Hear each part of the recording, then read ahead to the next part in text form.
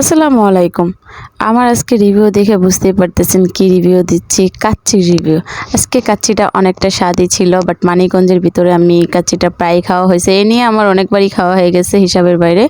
এমনি সবসময় মানিকগঞ্জে চলে গেলে বাস স্ট্যান্ড ওই জায়গাটা, এটা হচ্ছে রহমানি কাচ্চি, এর পাশে আছে রাজ হোটেলের কাছে। এদের সার্ভিসটা অনেক ভালো আর কাচ্চিটা অনেক স্বাদ হয় আলহামদুলিল্লাহ।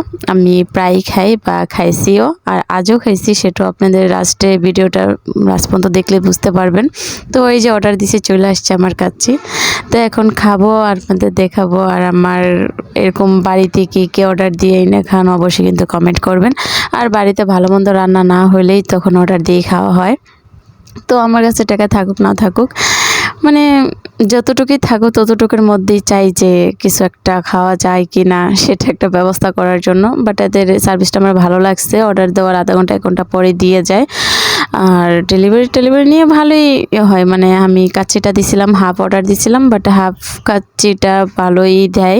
এটা একজনের না 2 জন অনায়াসে খাইতে পারবো এরকমভাবে দেয়।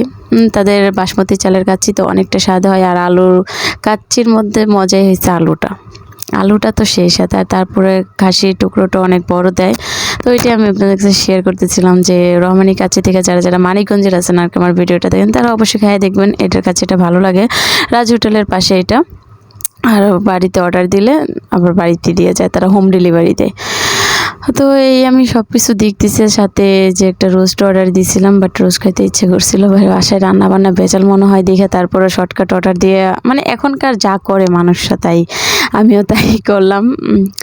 আর আমার ভিডিও যাদের কাছে ভালো লাগে তারা অবশ্যই ভিডিওটা শেষ পর্যন্ত দেখবেন, স্কিপ করবেন না। আর যারা আমার ভিডিও ভালো লাগে না তারা ইগনোর করে যেতে পারেন, নো প্রবলেম। তো আমার খাওয়া দাওয়া শেষ হলে আমি নাম দিয়েছিলাম টাইসন কুকুরটারে, তো ওইটারই খাবার টাবার দিতেছি। তো ওই হাড্ডিগুলা খাক, আমি ভাতগুলা খেয়েছি। তো এইভাবেই দুজন শেয়ার করে খাইয়ে ফেললাম। সবাই আমার ভিডিওটা দেখছেন অবশ্যই।